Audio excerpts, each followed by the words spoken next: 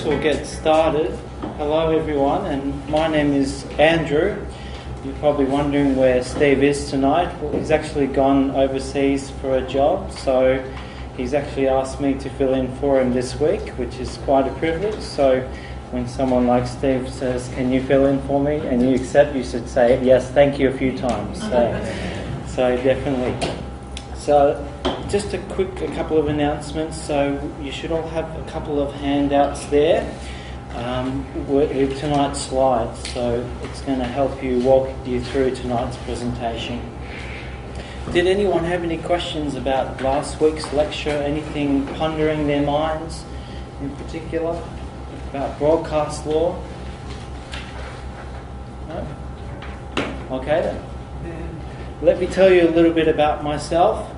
I have quite a few different jobs. This was me on the weekend doing some camera work. I'm a cameraman on weekends generally, and I film different sports. This is me at the Blacktown International Sports Park, and because of the light you can't see it too much, but there's a lot. You can probably see all the fog that we had on Saturday, very foggy day. So I'm either behind the goals on a chairlift, not a chairlift, a razor, and filming from behind there. So it's quite a fun experience. I do quite a few other sports. I also have a background in commercial radio as well. So you can see here, this was actually me on the weekend doing some paneling for a couple of different shows on 2GB. Last weekend and the weekend before, my trainer left me in the studio on my own to see what will happen, and so far it's been pretty good results, so I'm happy to say that went well. These two presenters, this is a show called House of Wellness. You may have seen Ed Phillips maybe, or even Zoe Bingley, I think it is, Bullen, just there. So they usually do the health program, and they have a health expert dial in on a Skype call as well. And then this is what I also do at 2RRR. So I really enjoy doing the panel training here, and I get really excited about talking about radio. And if you can't read it, it says Andrew's panel training us. We're nailing it. That's what I like to think anyway. So that's one of my students who posted that, so that's great.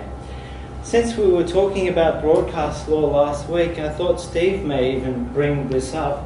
Does anyone actually hear about this story about the ABC getting a visit from the Australian Federal Police? I guess it was a polite... Recently, wasn't it? Well, yeah, quite recently, last Thursday. Yeah.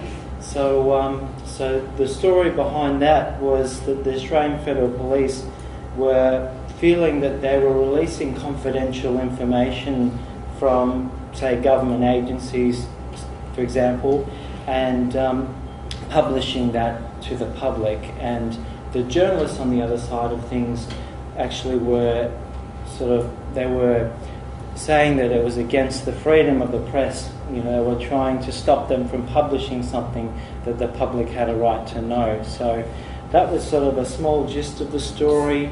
I'd keep an eye on this story and see what happens with this.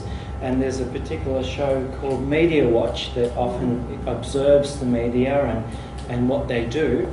And they do stories about things such as this. So it's probably worth watching and seeing what may happen. Is it a crime to publish this kind of confidential information? In terms of the Afghanistan war for the ABC, they said that they were publishing secrets, unlawful killings and misconducts from the Australian Federal Forces. So that's very interesting story. Sorry for interrupting. Yeah, that's right. So this raid was because of some of the insights were given to the journalists by the people who worked in Afghanistan? As far as I understand, they got access to it from either people in Afghanistan or someone here. And I know for a fact that as soon as they published that, there was sort of a discussion of whether that was right or not right to publish that information. That information has already been published? It has already been published, yeah, online. So they were saying that could be a criminal offence, but they're not sure exactly at this stage. You're still sort of finding out whether that is actually breaching the law. So it's worth keeping an eye on, since we were talking about that last week. Any other comments about that? Or okay. Well, let's get into today's topic then, which is show preparation and also writing for a commercial. So when you're writing for a commercial on a commercial station, there are actually some similarities to writing a promotion at a community station or a sponsor or even a community service announcement. So the techniques involved are quite interesting. Can I shut that door? Yeah. What kinds of techniques do they use? Well, we're going to find out. That's. Oh, doesn't it close? Nothing else? The bridge, you can close the bridge door. The door to the bridge. Can I shut that door? You can, yeah, you can shut that door.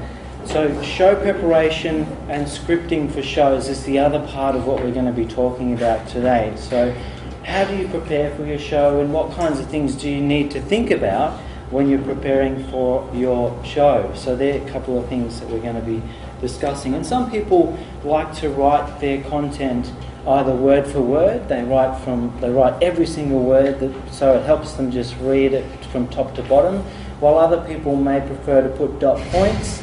And I also admire those who can just talk off the top of their head of all the points they're saying. So there's various different approaches to writing content, and it's about what suits you as a writer.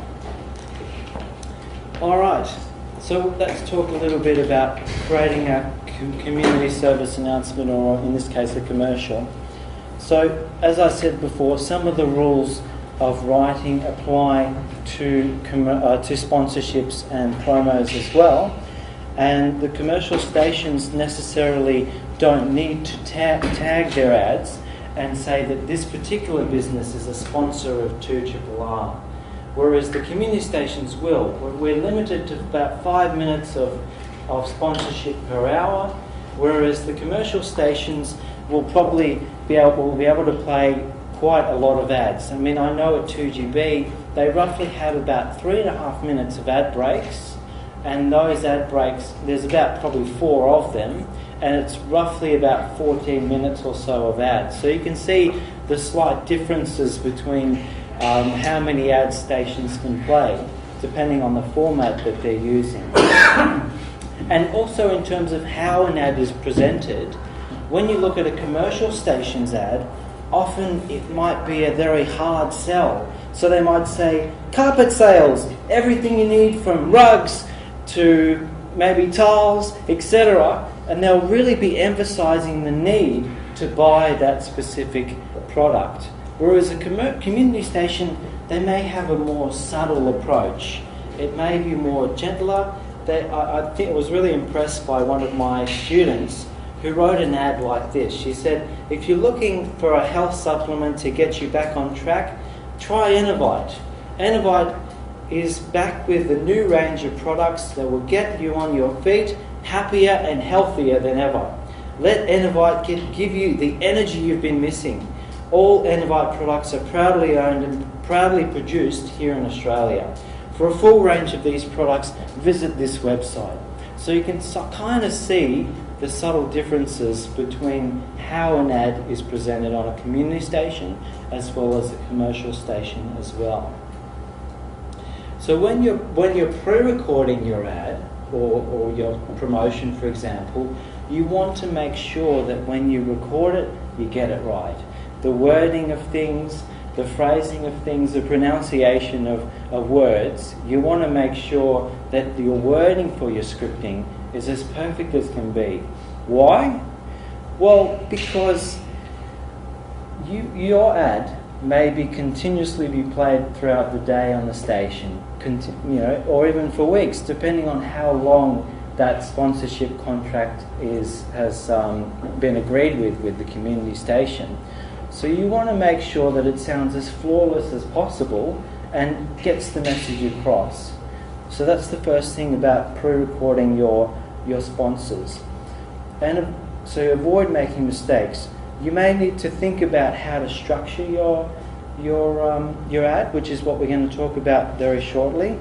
And rather than having a more casual approach and saying there's a phaeton this week, it's on Saturday from 4 p.m, you might want to put in a bit more information than that with your 30-second announcement. So most of the ads will go for 30 seconds, but some go for a little bit longer. Depends on the commercial stations they do, but we aim for around 30-second ads. Now, another thing to think about is that often you'll be getting this information from the organisation itself, and the organisation may have written it in a particular way from their perspective.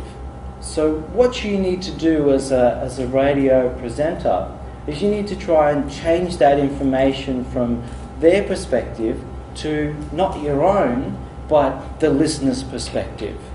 So trying to find things that will interest the listener is always worth thinking about. So what matters to the listener? Then we come to shaping the announcement, what they call the AIDA approach.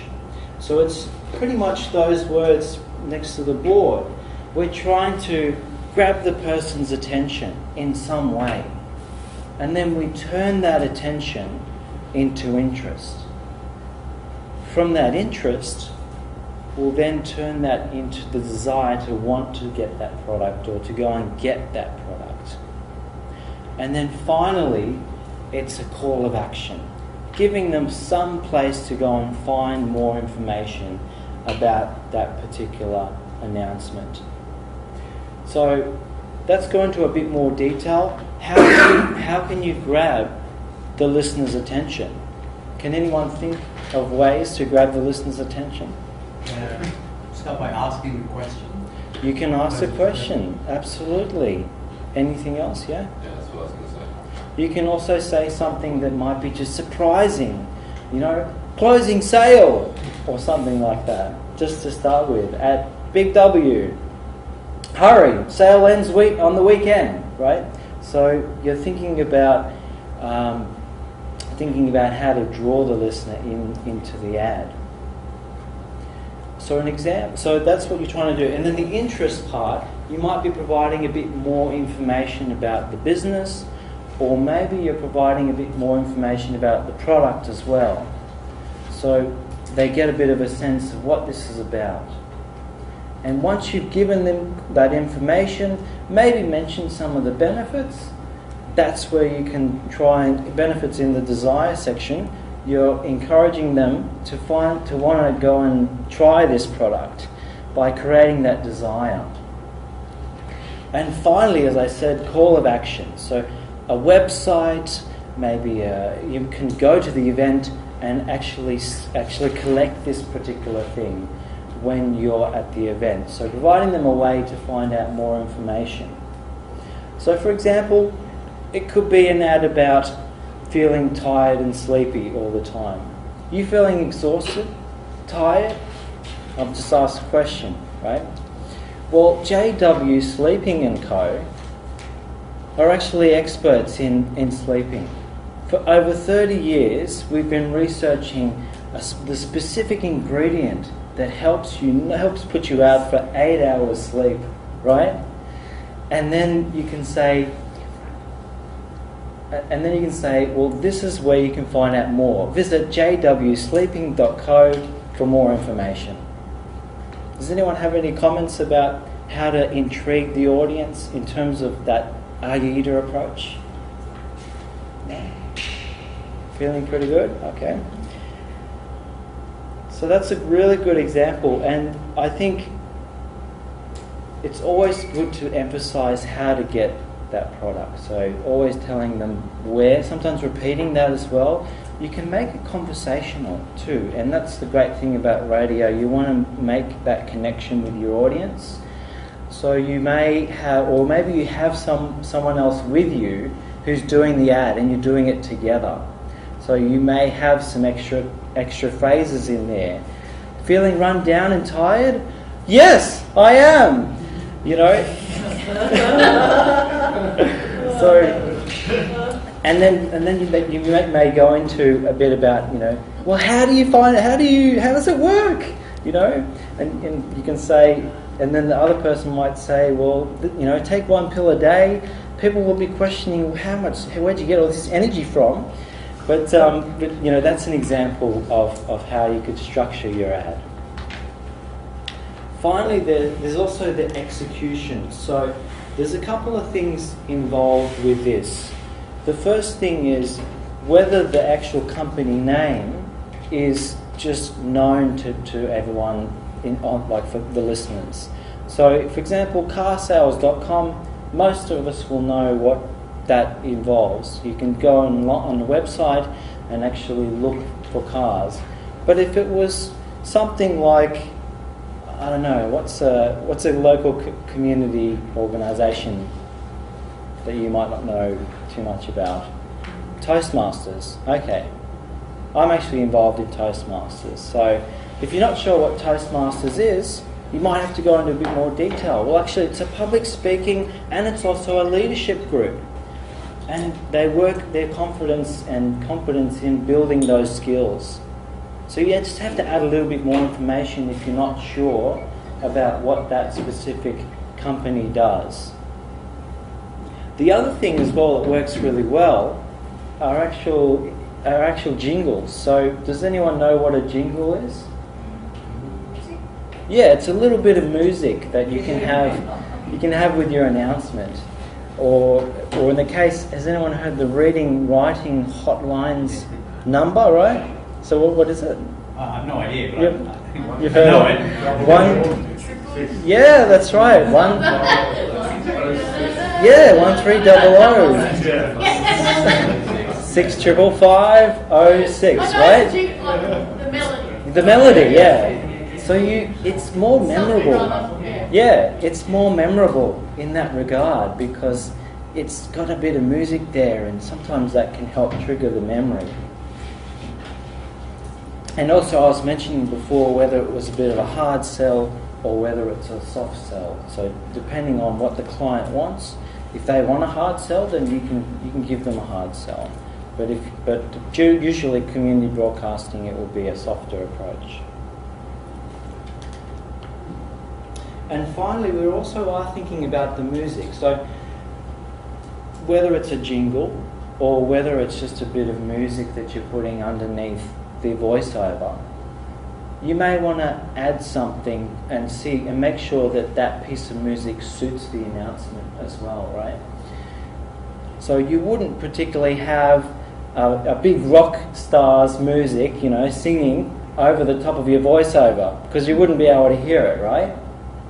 But if you, for example, had just a bit of instrumental music that was underneath the voice and you could clearly hear the voice over the top of the music bed, they call it a music bed, then that makes the announcement really easy to capture, isn't it? And it also gives it a bit of energy because there's some music there, there's something keeping the ad going as well. So there's some things to think about in terms of music. Is it too loud as well? Or is it too soft? Can we hear it? So there's some questions to think about when you're putting music in your announcement. Now, the thing about writing with radio is that words really do matter. The kinds of words that you use can really have a huge effect on your listener. And we're going to have a look at some examples of words that do that. There's actually a real expert in advertising. His name's David Ogilvy, and he's come up with a list of about 20 words in relation to advertising. Effective emotional words that grab people. So let's have a look at some of these on the side. Often people will want, as soon as they hear the word happiness, sometimes they may feel they want to become happier, so they'll tune in. What's this about? Increasing my happiness. Those pills, they'll boost your happiness. Or your health. as well. Wealth or even esteem. So wealth is a very powerful term, and it really tries to emphasise the power there. A lot of parents, particularly for this last word on the left hand corner, are always concerned about their kids' safety. So as soon as they hear safety, they go, how do I make my home safer? You know, I've got a baby coming along, or something like that. Other powerful words? New. It's come out just recently. Keep up with the game, because Apple keeps creating new products. It's free. As soon as people hear free, they just are really tuning in, because some people want to, maybe save a little bit if they can, or just go to a free event every now and then. Advice. I'm often looking up to people for advice. If you hear somebody talking on the radio and say, I'm going to talk about some advice I think, we should all know. Sometimes people are intrigued.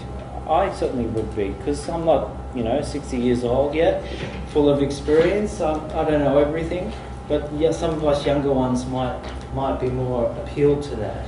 And yeah, save 10%, save 50%, save. So again, it's about really drawing your attention with those key words. Saving money, as I was talking about. Reduced value, 50% off, as I said.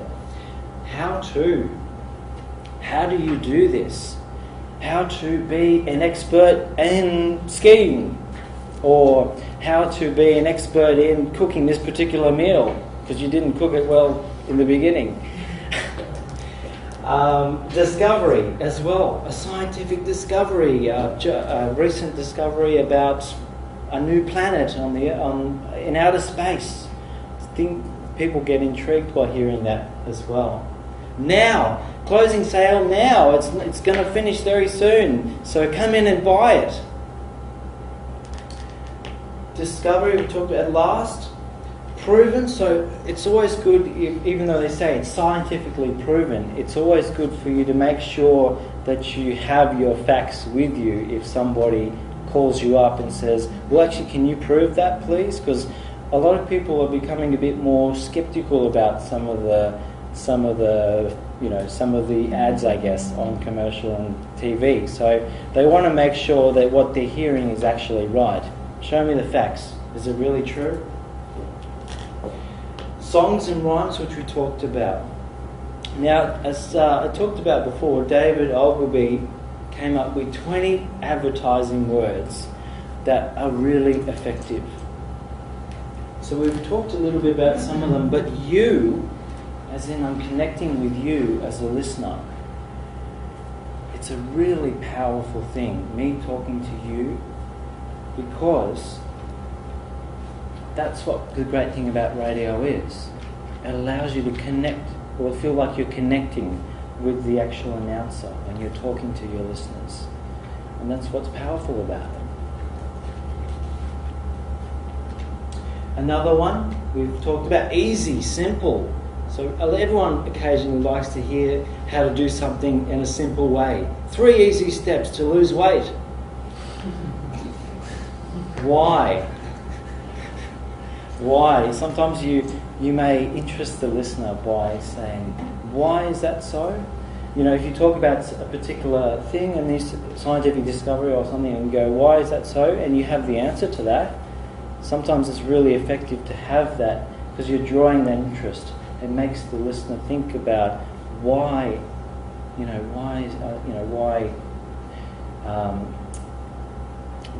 is this so? Another one, announcing. Announcing, it's a big announcement we're making, as well as introducing the secrets. I've got some secrets a bit later on about some tips, things that don't work for radio. If you want to tune in, you can find out. Everyone likes confidence, guaranteed. Guaranteed that it works. I don't want to go to the shops and find out that what I bought's not going to work. No, I wanted to make sure it works. So that's an effective word as well. Love. Want to find love? Go on Tinder. You'll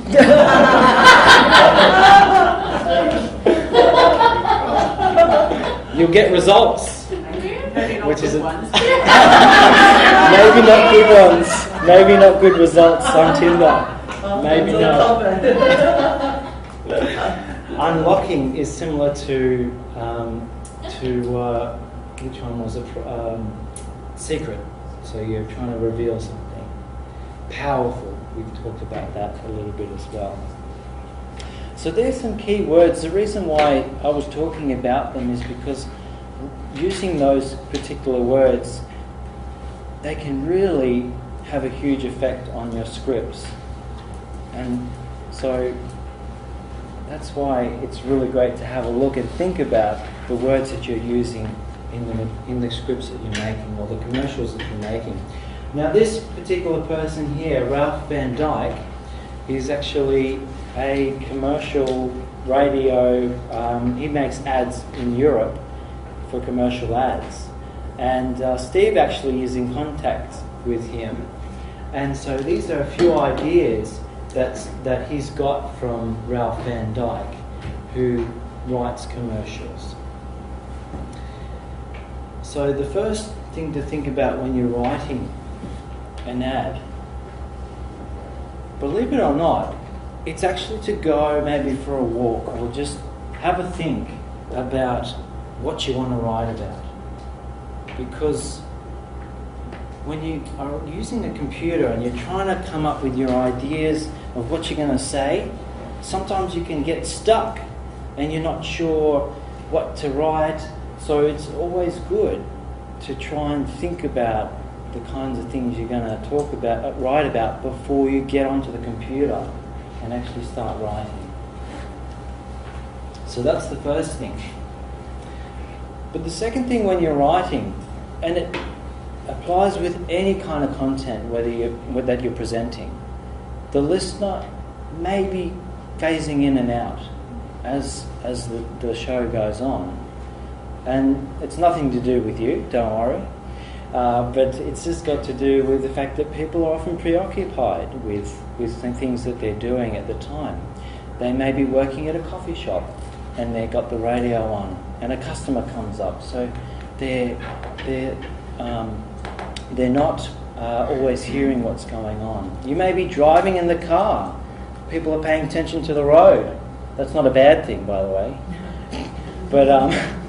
But you know, the point I guess I'm trying to make is that you can try and keep them engaged because as you move along in your show, you're often moving to something else, a new thing to start with, whether it's ads, another story, and that's usually a point of interest where people are starting to tune back in again. So people get distracted and then they kind of come back to the actual show. What else is important to think about? Well, talking about the secrets of radio, it's always good to remember to tell the client who's paying for the ad what works for radio and what doesn't. And we'll talk a bit about some things that don't work for radio in a couple of slides' time. It's also important to make sure the actual scripting, the actual voiceover sounds legitimate. I was listening to an ad, a sponsorship ad about the Gladesville Sporties Club, RSL. Does anyone know where that is? Yeah. And this ad was being done by a few younger students, so you don't expect perfection. But one student was saying, you can go to Gladesville RSL and this, you're going to get great foods and great parking and everything, something like that. And then the student goes, oh really? Really emphasizes it, right? So you want to make sure that it sounds natural rather than over the top, right? It grabs your attention though, doesn't it? It could. It's like doing something else. That's a weird reaction. It could. He's really excited. They could have come back with like, you be quiet down. Calm down, mate. Yeah, it's good, but calm down. Yeah, so it could grab people's attention. There's no question of that. but maybe it doesn't sound realistic. So that's a rule, I guess, of thumb of making sure it sounds natural. Also, it's good to not put tons of words together in the space of 30 seconds. Of course, you obviously have a lot to put into an ad, but you shouldn't have an ad that keeps talking and talking until it finishes, doesn't finish, or it just keeps going and doesn't take a breath. So you want it to sound natural enough that there is breaths in there. And it's also important to not, particularly for community broadcasting, to not emphasize that you have to buy the product, but rather just, mention this is the business and this is what they're offering at their shop. And finally, this is also important and part of the writing process. So at first you might go for a walk and think about, what am I going to talk about in my announcement? And then you might come back and start typing it up on the computer. Then you might print it off and have a read of it. So have a read of it, read it through. See if it does fit the time frame of about 30 seconds. If it doesn't, maybe you need to cut some words out. So often you might be refining as you go along, and that's really a good writer will be doing that. They'll be refining what they do, what they're writing, and then they'll come to something as perfect as they can get, and then they might go to the studio and read it. So always keep refining your script until you think it's as good as it can get. So questions, comments on particular commercials? Anyone think of any commercials that they've listened to recently?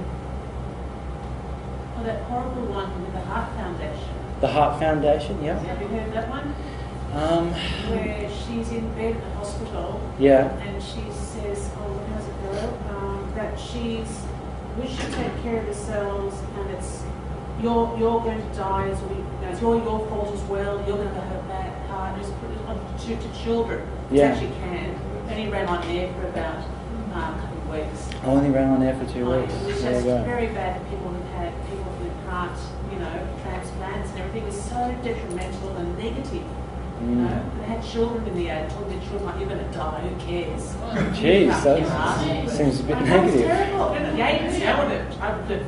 Yes, they wouldn't have got paid for that one. Yeah, there you go. What is the television? Yeah, sorry. No, but I'm just at least. Passed by commercial advice past the ad. I don't even know how that got passed. Yeah, I'm surprised by that as well. Sounds very negative. If there's a positive ending, No positive No ending. positive so it's ending from for A that. to E, that's still negative all the way through. Oh, I think it landed on the Heart Foundation logo. I suppose that might be positive. No, No, it was terrible. it's a commercial or it's on the radio? On TV. But I think they probably had a 30-second radio as well, I'd imagine. There you go. Anyone else have a... Talking about terrible, that's there's real life insurance that's Oh, the life insurance Oh, ones, yeah, yeah. I mean,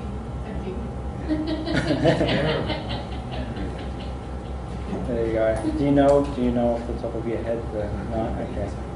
it's just there's an noticeably bad acting there.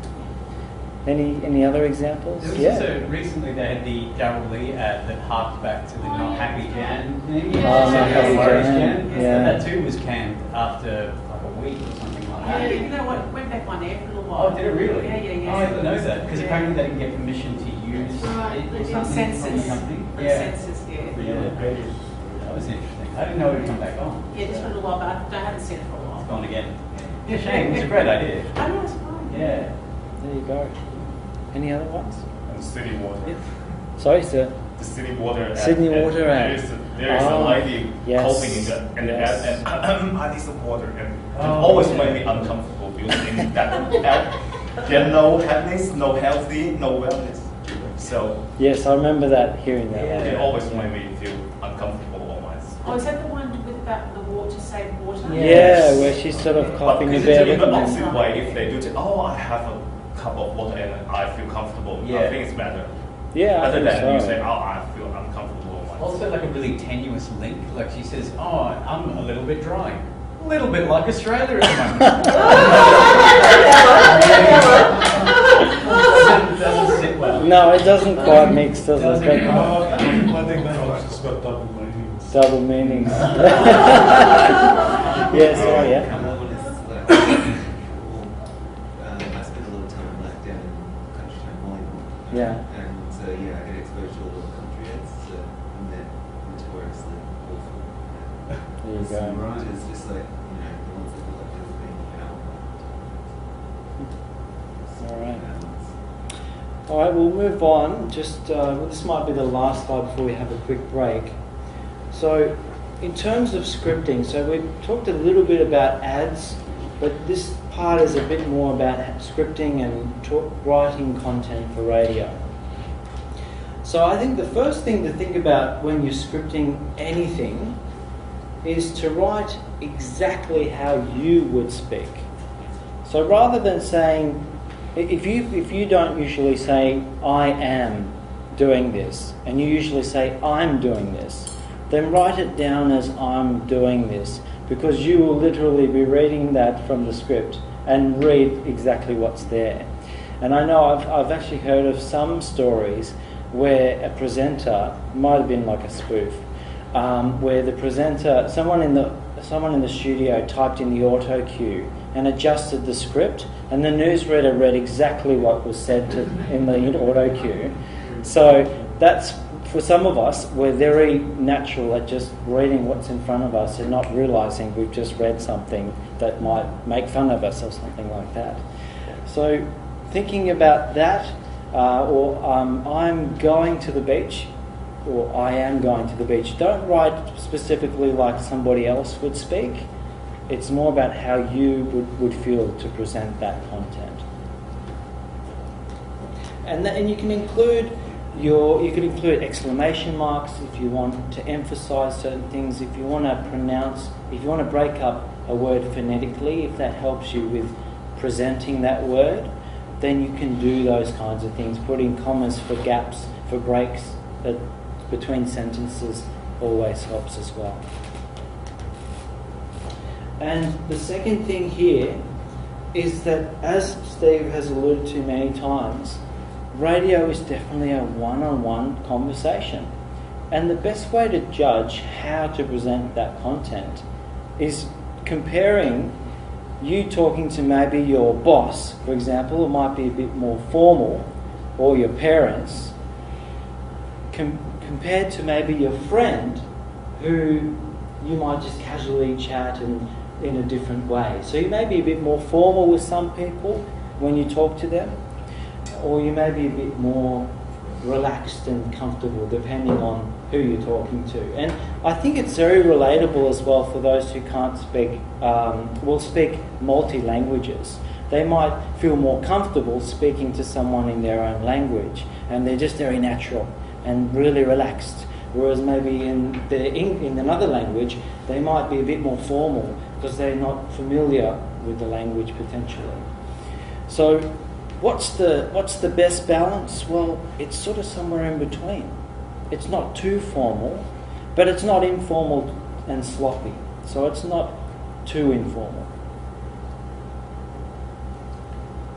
And the real test is like having a cup of coffee or tea, or depending on what you drink, rum, wine, with your friend. You know, that's what the test is for how you can present, how it's encouraged for you to present. And when you also are talking, a lot of your content should definitely be planned prior to it. So you may have heard the phrase, the best ad-libs are actually planned, even though ad-libbing is not planned usually. So you want to know how you're getting into a segment or a story. You might just start to talk about a story, and you want to know how you're going to start.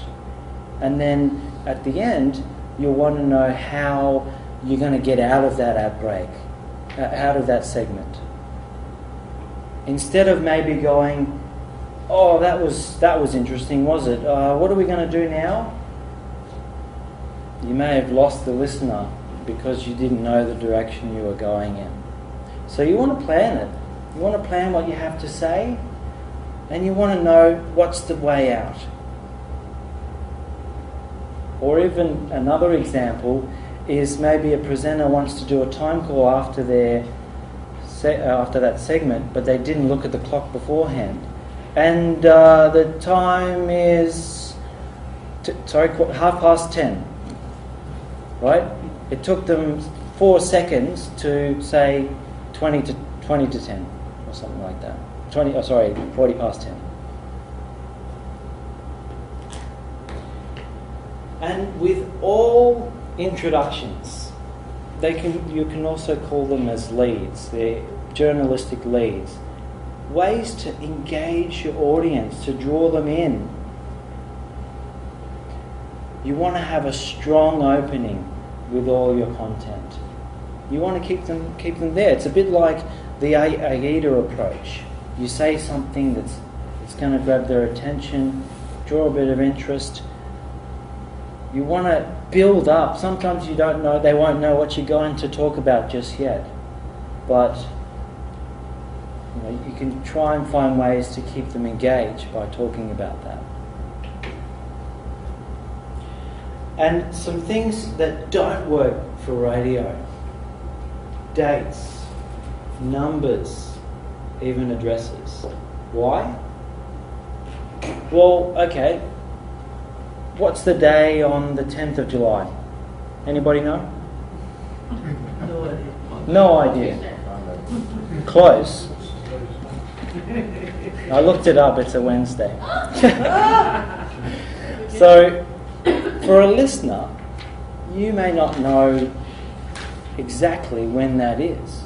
So, what's a way, how do you manage that for radio? How do you turn that around so people can at least get a rough idea of what you're talking about? Well, you could say that event is happening next month. Or if you really want to be specific, you could say it's the second week of July. But we're always going from the current day that we are now. So if it's something that's happening next week, it might be next Tuesday, or coming Saturday, or this is what I did last Friday. That's what works. You can still give them a picture, even though you haven't set a specific number or date. So what about numbers then? Anyone courageous enough to say their mobile number out here?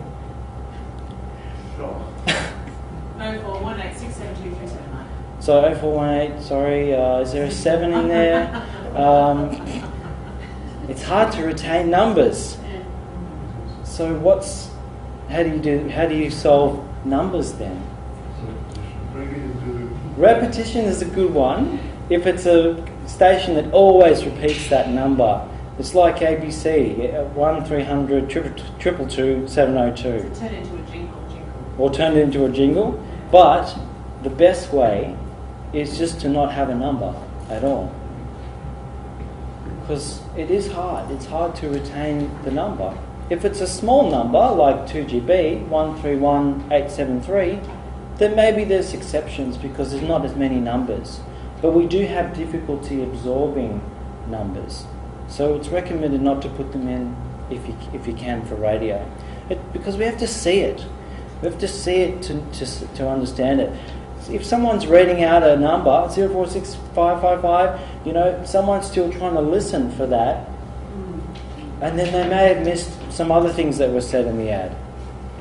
So that's why numbers aren't good. What about addresses? What's the number of the hamburger shop on Victoria Road in Gladesville? I know it's I know it's where lots of kids are going. at the corner. Whereas if you say, you know, it's on the corner Yeah. of Pittwater Road, you're right. Yeah, the Or corner. Lane Cove, what is it, Victoria Road, or a couple of doors down from Aldi. If you have a reference, that puts a picture in your mind as well. Questions, comments? Yes? So on radio, for example, like when you've got maybe like someone like Elton John coming out, Yeah. and he's coming out for the 27th of May, Yeah. do they do that? Do they say, get your tickets now, Elton John City, 27th of May, or do they You can May say go to this website, but be careful with promoting concerts and businesses on community broadcasting, particularly. But if a way around that might be to say, for more information, visit this website. So you don't, but I mean like With the actual date, Yeah. well, I would probably refer to it as maybe a couple of Thursday week or something like that, because a couple of Thursday times. Or could you say September 2019 will come to... Touring. You could say if it was this month, you could say it's at the end of the month. You know, maybe the last week of the month.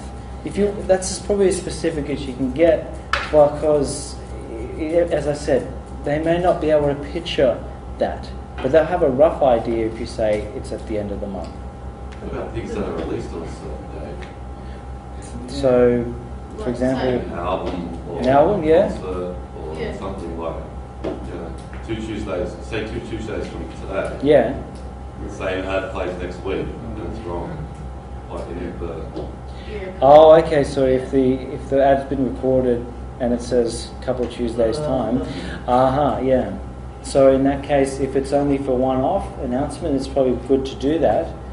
But I would avoid it if I can. But if you have to put it in, then put it in. I would avoid it if you can. Yeah. You know that you're saying that like whatever ad after that, then they say go to this the website. You can always like say this. go to this particular address and find out the exact details on there. That's a way to do it. But Do you think people can register? Also, the listener can register when you're saying the website address? if it's a simple address, it makes it a bit easier. So if it's, for example, a community group called Writing for the Disabled, and their company website is rda.com.au, that's easy to remember. But if it's somebody's email address, sally.morgan, my email is really long, 123456, then it makes it really impossible. So you've got to try and find other ways of trying to provide that information. If they have an easy email address, then you could use that. If their website is easy to use, easy to hear, then you can use that. So it's trying to find the best and most simplest one to put into your announcement. So what's the probability that they can retain the information from listening to the email and also the domain name or the website name? As I said, if it's a simple website and you repeat the company name or the website.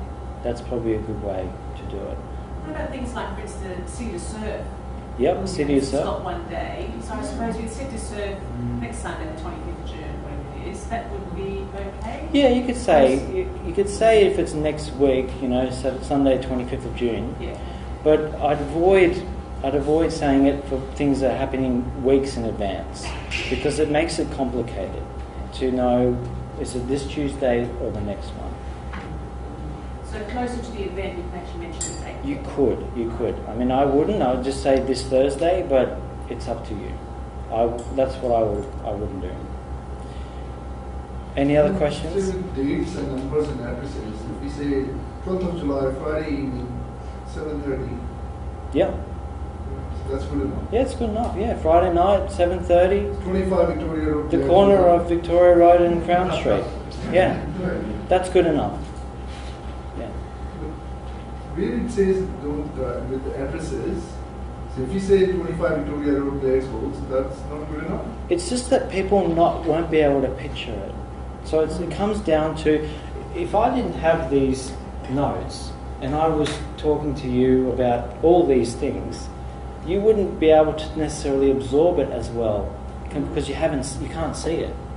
Whereas if you're painting a picture with the corner of such and such next Thursday, you could include the time, so that's fine, 7 p.m. It just makes it easier. Yeah. One more thing, right? These days, when we say use navigation, say Google Maps, people won't actually. I mean, say if you tell, say on the radio, if you're on the corner of Victoria Road and this road, Yeah. it's big ambiguous. I mean, if I say 25 Victoria Road, and if I'm listening to it, and I want a specific address for that place. Sure. But like say, a lot of people these days, when they want to add on to, say, on Google Maps, a lot of the time people use navigation. When they want to add on, if they want to put corner of Victoria Road and this road, so they are still not specific for that particular spot. I can understand, but some people may not know the address, and that's part of the problem. If they don't know the exact number, what is the number of McDonald's? Does anyone know? No. Google Maps tells you. So if you're listening, that's sort of a way to help you, guide you where that is. It's here on the corner of these streets, across the road from this place. Yeah. As a broadcaster, right? If you are putting some ad or putting some information out, it's not part of your job to be specific for that particular spot. I think you just include that. If you're including those details, that's the way to do it. Yeah. I think also if you say 25 down the street, because people aren't listening and they're not got a pen and paper on. Yeah, they don't have a pen and paper If you said either. It's down from the police station. They don't. I know where that is. So they head in that direction. Yeah. I think that's more of a visual thing. It's more of a visual so thing. because they can't write it down and make a note of it when we send them a medic to know what they're doing. Yeah, that's The true as visual well. Thing, they know it's down from the police station. I know where that is now. Yeah. Yeah. That's true, because, who has a pen ready for a phone number? Not necessarily. I feel like it's like the way that, think about how you would remember something. And you remember It's a better way to remember it. It's a better way, yeah. Yeah, story. Yeah. Other comments? Okay, we'll take about a 15-minute break or so, maybe 20 minutes. So feel free to get some snacks, a coffee, and some biscuits as well.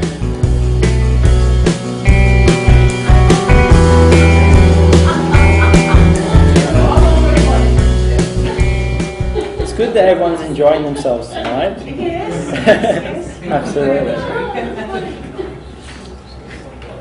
Okay. So, been doing a bit of reflecting during the break. No? Any comments about anything that we've discussed so far? No? That's all right. All right. Well, let's move on to show preparation.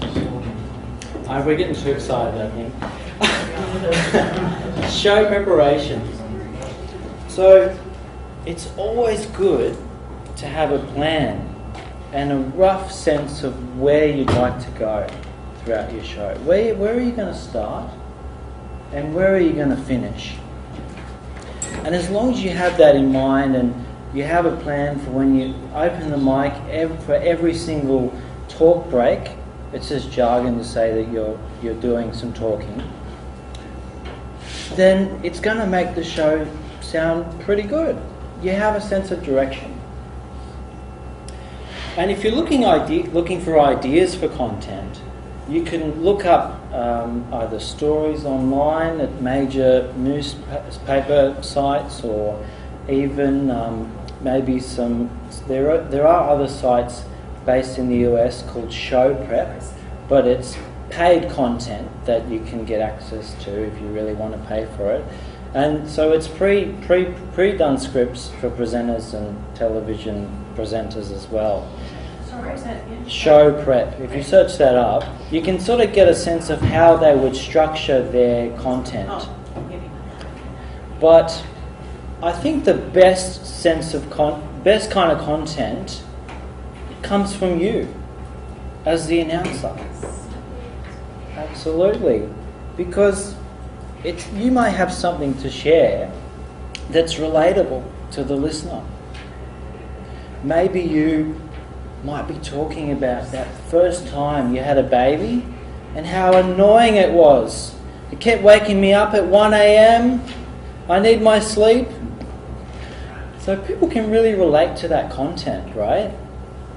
If it's something that people can relate to, it's really, really powerful stuff. So coming back to this sense of where we're going, I'm going to do a bit of an illusion just to help you think about this specific idea of where am I going? Imagine we're going to Canberra. We're going on a trip. Remember, it's like imagining your favourite trip, car trip on the highway. And you're breaking down your destinations. Depending on how quickly you need to get somewhere, you'll be working out where the stops are going to be and where you're going to hit and when you're going to hit Canberra. If you are in a rush and you have to specifically get to Canberra in 3 hours, say, and imagining that's the time frame of your show, and you're just calculating how to get the most direct route possible. But maybe you want to take your time with the show, depending on what you're going to have on there.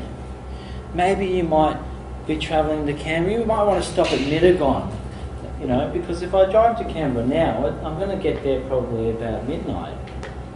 So I might want to stop at Mittagong first and take a break there. And then maybe the next morning I might wake up and go to Goulburn, because I've never seen Goulburn before. Apparently there's a jail there. Apparently. It is. Yeah, there is. Yeah, it's a hardcore jail, right? And then you may then go from Goulburn, after stopping for lunch, and go to Canberra. So what's the purpose of this little illusion? It's knowing the stops that you're going to be taking, because all shows will have a rough structure of what they're going to be doing throughout the show. The song's going to fade here, so that could be imagining it's your first stop. Then you're going to potentially back announce the singer that you just played, mention the song name. From here, you might mention on your plan you've got a station ID to announce and the time call. Then maybe the main part of this, the purpose of this of ad break, you're going to do a CSA. The board is going to fall over. And then a promo of what's going to come up next after that song that you're going to announce coming up next. So can you see where I'm sort of trying to allude to? Having that rough sense of structure and knowing what you're going to be doing throughout the show. I'll just mention a couple of things about some of the elements. So they're just elements of a talk break. There's about 6 of them there. And I put a rough time for things. So for example, if a song fades and it's a gradual fade, you may want to talk a little bit over the top if there's no singing. Just a little bit of audio to make it sound smooth, that transition from the song to your to your back announcing. And then with the community service announcement, we obviously are going to be trying to think about the listener, aren't we? We're going to be thinking about the listener. So you may talk about a local event in Mookaboolra, for example. Has anyone heard of the Mookaboolra Festival? Yeah. So you may get a press release from Cunnis Hill Council and it talks about Mookaboolra. And you might see a lot of the same things that happen at a lot of festivals. There's jumping castles, there might be food stalls, the mayor's going to turn up. Is that going to be interesting for the listener? Well, maybe not. Some people might not want to hear about the local politics, and that's fine. But you might want to pick something really interesting about that announcement. So maybe a famous singer is coming to the local Hunters Hill Mookabulla Festival. What's the name of a famous singer that you like? Anybody? Bon Jovi. Bon Jovi! We've been talking about Bon Jovi over here. We've been talking about him, haven't we? During the break. So Bon Jovi's coming to the Mookabulla Festival. How exciting! And you may have one extra thing to talk about with this festival. Maybe it's something else that's special. Can anyone think of a unique thing that they may have seen at a festival? Flying pigs, you know, they fly, you know, they go up that board and they fly off into the water. It's cute for the kids. It's a kids thing. Oh, okay. Flying water pigs. Yeah, so maybe that's a big thing. Flying pigs, you don't see those every day. They're in the sky. They run and jump. They're flying in the air and they just go smack in the water. For little piglets. It's quite cute. So when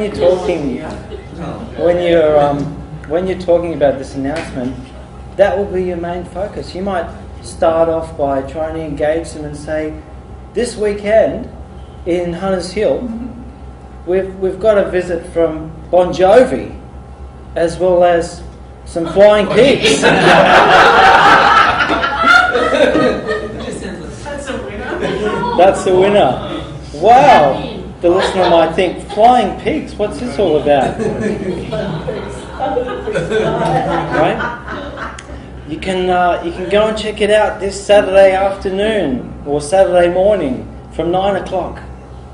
So find more details by visiting huntershill.org.au, something like that. So it's quite, a simple thing, really. Picking out the really interesting aspects of it and focusing on that. So you could have, I was just going back to this section, you could have your song fading out or you could have a cold end, right? So if there's a cold end, you'll just wait till the song finishes and start talking. You'll do all your announcements, your CSA, the main part of it, and then you might have your tease of what's coming up next. And it's good to try and think about different ways of saying the station ID. So rather than saying 2RRR 88.5 FM constantly, you may want to vary it.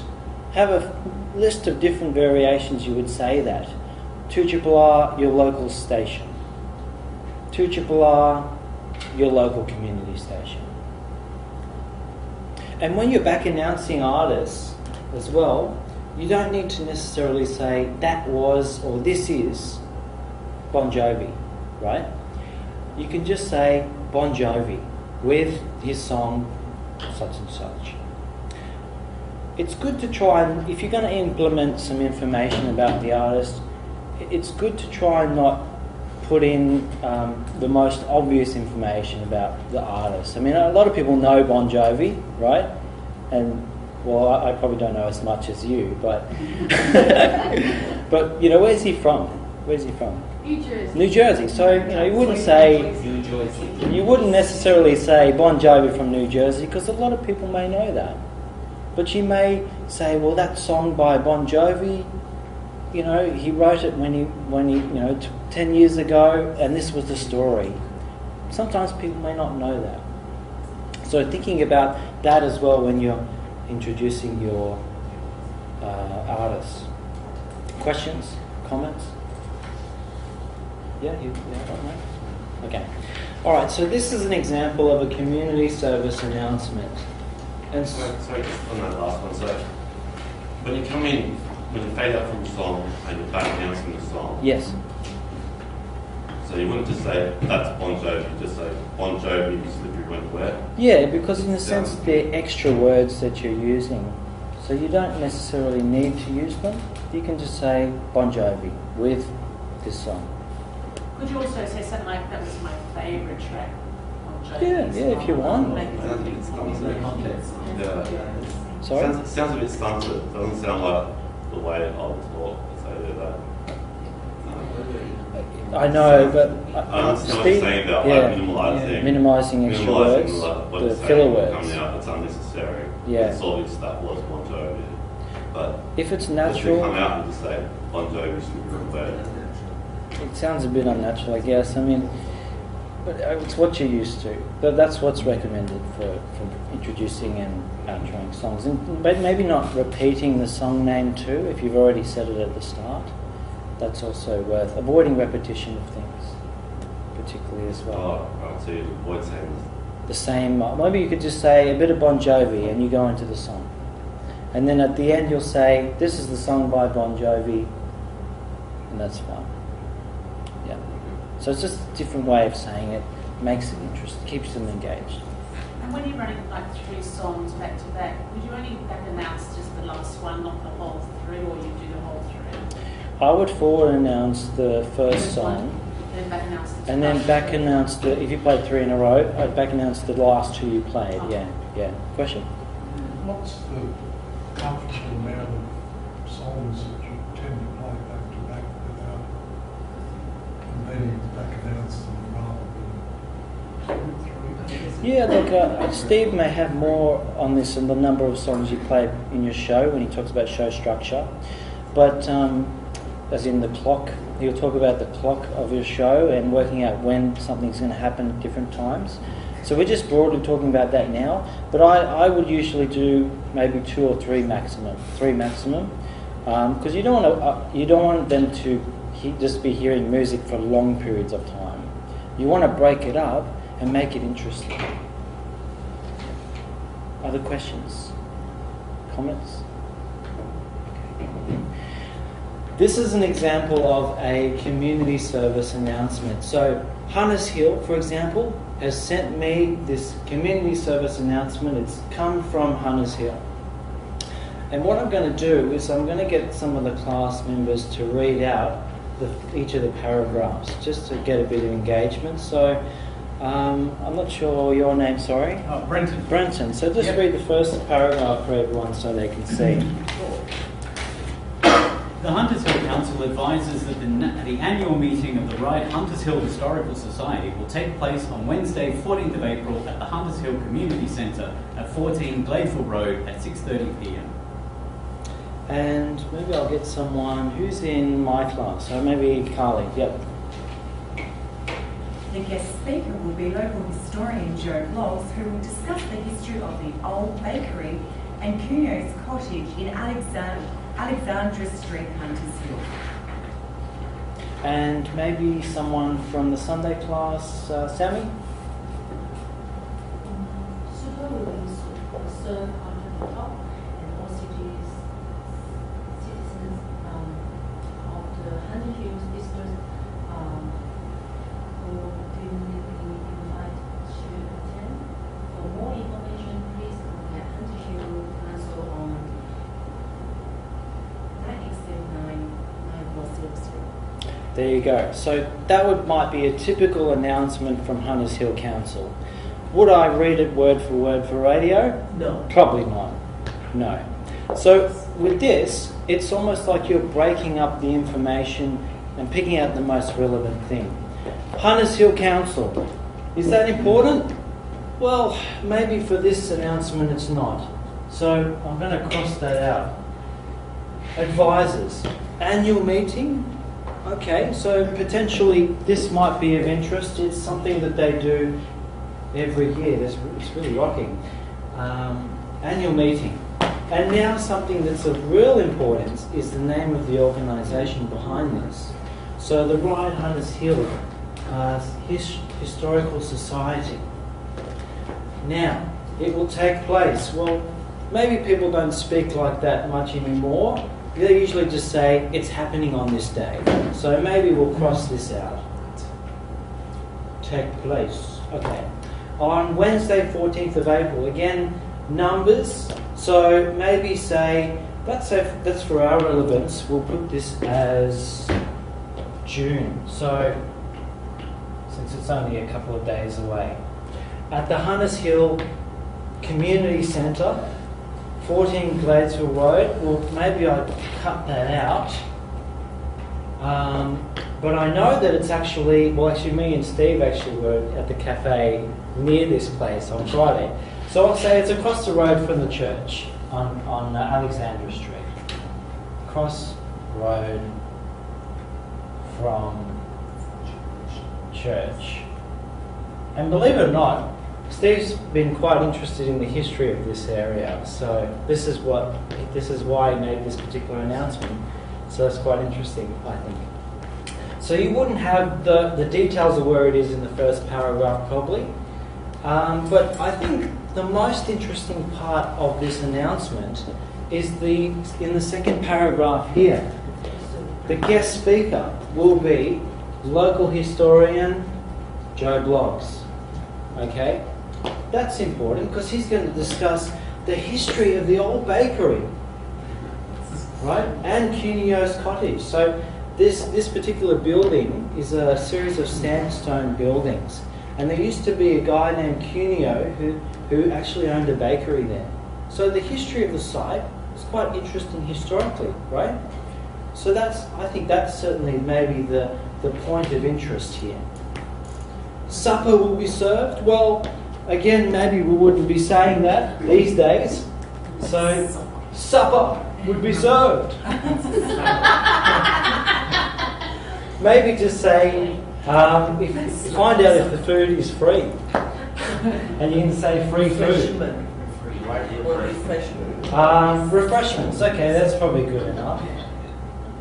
Refreshments. After the talk. And all citizens of Hunters Hill. So This is the governor speaking. All citizens. This is the governor speaking.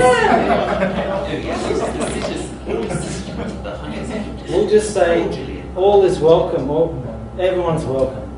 Everyone. But it has to be in Hunters Hill's taxpayers, isn't it? Well, maybe everyone in Hunters Hill. It's more targeted to them, I would say. Citizens of Hunters Hill District are quarterly, again, I would not say they're quarterly invited, but I would say they're invited, are invited to attend. Again, more info on Hunters Hill Council. Now, you can mention the actual organisation. If the website's tricky, you can mention the actual organisation. Hunters Hill Council website for more information. That's the Hunters Hill Council website. So we've got a bit of time here. What I might get everyone to do is I would like you to try and put this specific announcement into your own words. Imagine you're creating a community service announcement. And so the brilliant thing here is we've crossed a few things out already, so we know what's not important to put in. So we'll spend about 5-10 minutes doing that, and then we might just have a look at some examples.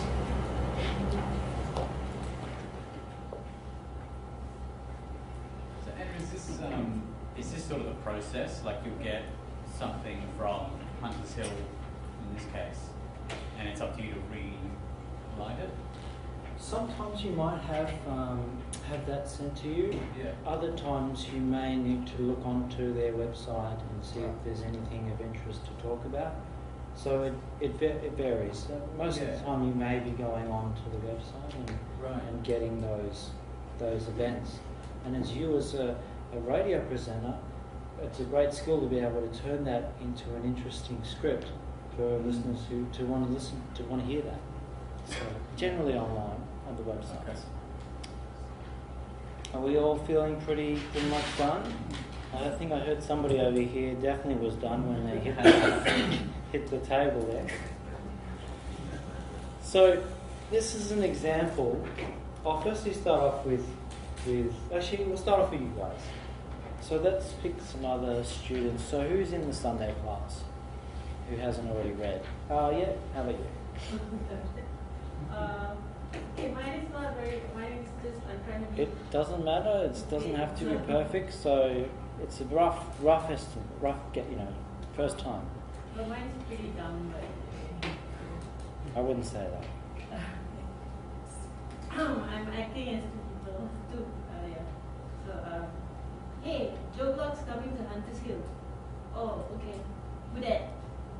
Some local historian talking about history of the old bakery in Cunio's cottage. oh, cool. Free food, bro. I'm listening. When and where? Then 14 April, 6:30 p.m. Hunters Hill Community Center.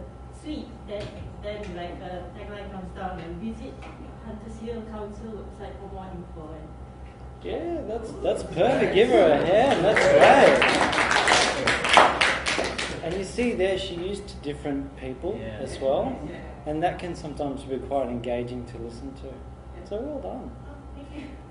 Who else hasn't spoken from my class? Phil, would you like to say yours? The annual meeting of the Right Hunters Hill Historical Society is on this Thursday evening at 6:30. Supper will be provided after the event and everyone is welcome. Further information may be obtained by contacting the Hunters Hill Historical Society. Yeah, so let's do it quite concise and to the point, and you have the core details in there. Absolutely. And don't forget to mention is it Bon Jovi and the Pigs, right? So you have that bit of info in there as well. It would make it even more interesting. Yeah. And who's also in Lewis's classes? So what about yourself? Are you in Lewis? Okay. Yeah. Yeah. What's your plan on Wednesday after 6:30 p.m.? How about coming to Hunters Hill Community Centers?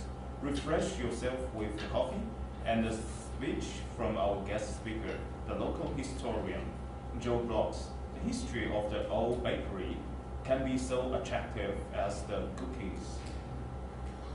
Okay, yeah, not bad. Give him a hand. Anyone have comments on other people's community service announcements? What they liked? What they thought they could change? No? I think they're all pretty good. Yeah, they've got, you can sense the different personalities, right? Just them bringing, mine was, just strange, but yours said, I think yours said, all zazz, Jazz, yeah. It's different, They're all different and really good. So this is how Steve would have formatted his. And I'll firstly talk about two things. So he'll have a title here of the actual live read, what is it about, and what they call a kill date. So this pretending would be the 15th of June, and that's important because often often you may pick up a community service announcement and read it and later find out, oh, actually the event happened yesterday. So that's why he puts that there, so that he knows, and he puts it in red too, and emphasises that that's the date that you don't need to read it anymore and you can chuck that read away. And he's also formatted it in a way that he can read it better.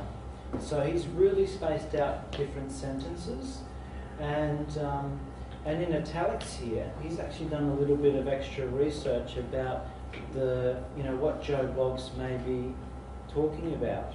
So you could do a quick Google search and find out a little bit of information to insert into the community service announcement. So, ever had a coffee in those old sandstone buildings on Alexander Street, Hunters Hill, and wondered how old they were?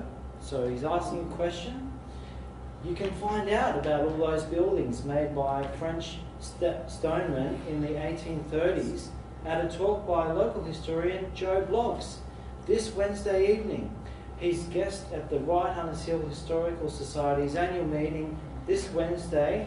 Even he's included in 14th, but if it's that close, you could probably put it in. At Hunters Hill Community Centre, again, he probably should have put across the church, street from the church. It starts from 6:30. Everyone's welcome. So can everyone sort of see the difference between what we had here, which was quite a long blurb from Hunters Hill Council, and it's quite compressed and very simple. Can be read roughly in 30 seconds. It's more conversation. And it's more conversation Tone, too. yeah. That's right. Yeah. So we've got one more example, which is something that I actually have been using in my panel training classes. So on the far left-hand side, we've got the title for the diary, Countdown to Granny Smith Festival. Does anyone know what Granny Smith Festival is about? apples. A lady that accidentally planted some seeds, and by chance she grew Granny Smith apples. So, great surprise. This probably isn't actually Granny Smith herself. But it's someone. It's someone who, you know, they've dressed her up to make her look like Granny Smith. Okay, so you've got here, it's a bit hard to read, but it says one of Sydney's biggest one-day community festivals is on again.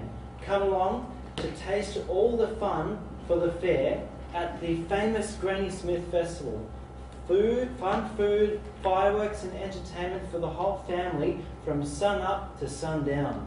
Highlights include street parade from 9:30, 250 stalls selling everything from apples to antiques, international food to much crunch and slurp cultural dishes from all around the world, great Ferris wheels, boy it goes on.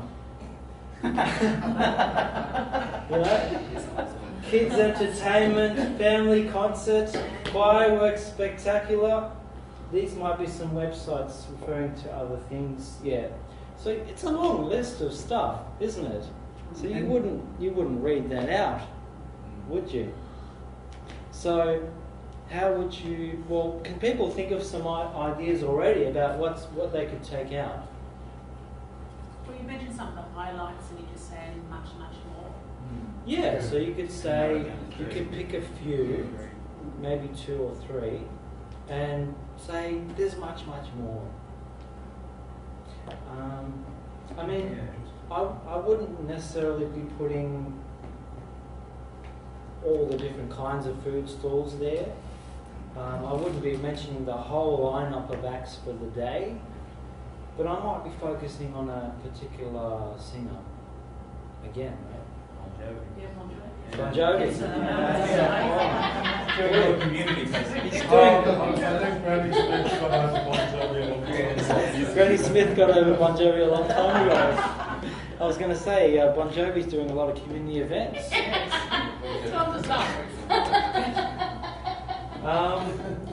Family concert, yeah. Fireworks might be interesting to talk about. Starts from 8 o'clock.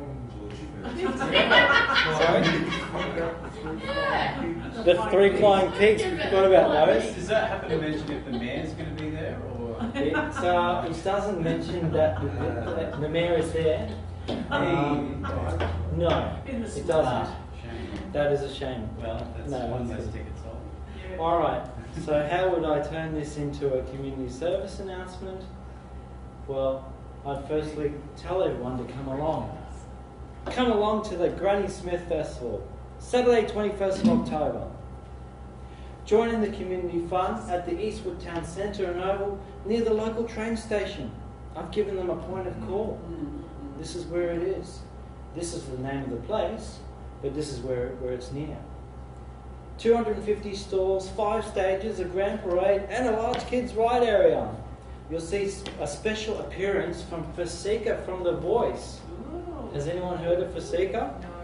That's okay. Special appearance though, I mean, you want to emphasise special. And then entertaining support with junkyard beats, as well as play along with Sam and Nene for the kids. So something for the kids, something maybe for the adults, and also they want to maybe know that there's food there. And then before a spectacular finish. Yeah. The only thing that I would probably insert extra is maybe a website, point of call. Where can I go to find out more about it? So the format for this one was an online heading. Yep. Followed by a date. Yep. And then location. Yep. And then the subsequent sentences were the attractions. Yeah, so you're picking out the most interesting parts of it. Yep. You're telling them where it is and when it is, and how they can find out more.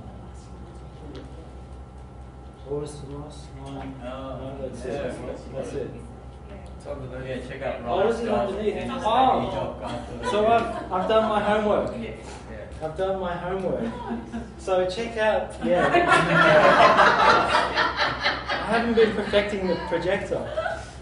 Check out ride.nsw.gov.au for more details.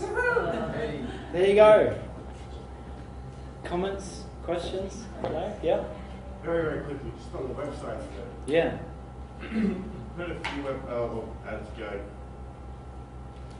Google X, Facebook, or search this for more information. So say that. Search a Ride Council. Yes, so you could say. This word, that word. Go to visit Ride Council's website for more information, or Ride's event page if it's a community event. Yeah. Anything else? Yeah, just community service announcements. I find like, say for advertising or advertisements, they're the ones that are a lot more lively and I guess like more interactive rather than like the community service announcements are very straight-laced at times. That's because it's more of a, you're not advertising something per se, but it's more about announcing it, just a normal event. Yeah, so they may not put too much emphasis in the announcement, but you can try and make it interesting by doing that, definitely. So most of the CSAs, they may not necessarily have as much energy as a commercial ad, right? And they may not necessarily be doing that hard sell. You have to buy this. So it's more subtle on community stations. Like a slightly different read style. And sometimes different read style, and it depends on the station. Like ABC may speak a bit slower, whereas a commercial station they might speak a bit quicker because that's their format. They want to zoom into the talk break and then zoom back out again. Yeah, and now here's this famous pop song. Right? All right, well, sorry, yeah, that's okay. With community service announcements, it tends to be more of a minimum effort, where they just get a whole bunch of community service announcements and just send them out at typically no charge. So the announcers don't want to spend hours trying to think up different ways to make this person. I was trying to. It's like you also want to discern between like an ad, an advertisement, or like a CSA. You can sort of see the difference or hear the difference between them. And I guess they would quite like prefer that, having that. Yeah, it seems to be that's the format for a community station. Yeah. If it sounds too much like an advertisement or something, advertising, then I switch off sometimes. Yeah, you could, if they're just trying to hard sell you and make you want to buy a product, you may not want to listen to that. So they also they have different intentions. Yes. An ad versus an announcement. Yeah. So there's. And one last thing that you asked me during the break, I thought it might be interesting to discuss, is how community service announcements are made here at 2RRR. And so generally there's a presenter at the station that does those recording of those in the studio on a Tuesday afternoon, roughly between 1:30 and 6, I think.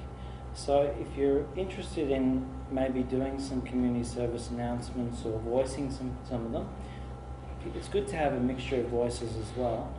So he'll be recording them and then he puts them in a particular, he puts them on the ad server called Reduga, and then presenters will then be picking those files to play once they're on the log to say which announcements they have to play per hour. So that's how it works. And if you're interested in helping out in doing some of those announcements, then let Frederica know and she can get you in touch with, I think the guy's name's David. He does it between 1:30 and 6 on Tuesday. When those notices sent from, say, Hunter Hills Council, do they expect that the 2RRR has to do the announcement? Yeah, or is there any sort of expectations? Yeah, so not necessarily with CSAs, but certainly with sponsorship. But if council's sent them a press release and they said, we'd like to do an announcement on this, can you do it? generally it's something we'll be doing for free for them, because it's a community thing. It's something that's happening in the community versus a business actually asking you to sponsor you and to play an ad. So most of those announcements will be done may be sent to you, and then you can just create them for them. Yeah. Say how often, how frequent those the same, say this particular announcement will be made, say during 2 weeks. Yeah. So what's the schedule? It varies. It varies on who's. So if it's a sponsor and they're paid for 6 months, they'll just get a period of 6 months. If it's a community organisation, that may go on for a year, 2 years, depending on how long they'd like it. But if there's an event coming up like Granny Smith and we do an announcement, then obviously there's a limited time frame of how long we do play that, and eventually we'll probably make a new one because for the next year, because that one will be so-called have a kill date and will be expired. Yeah. All right, well that's pretty much today. I hope you enjoyed learning how to write commercial ads and how to prepare for your show. So make sure you think about those things when you're preparing for a show. How do I script my scripts? What kinds of things are going to draw the attention of the listener? And particularly, how am I going to structure my segments and my show? Thanks everyone. Thank you, Andrew.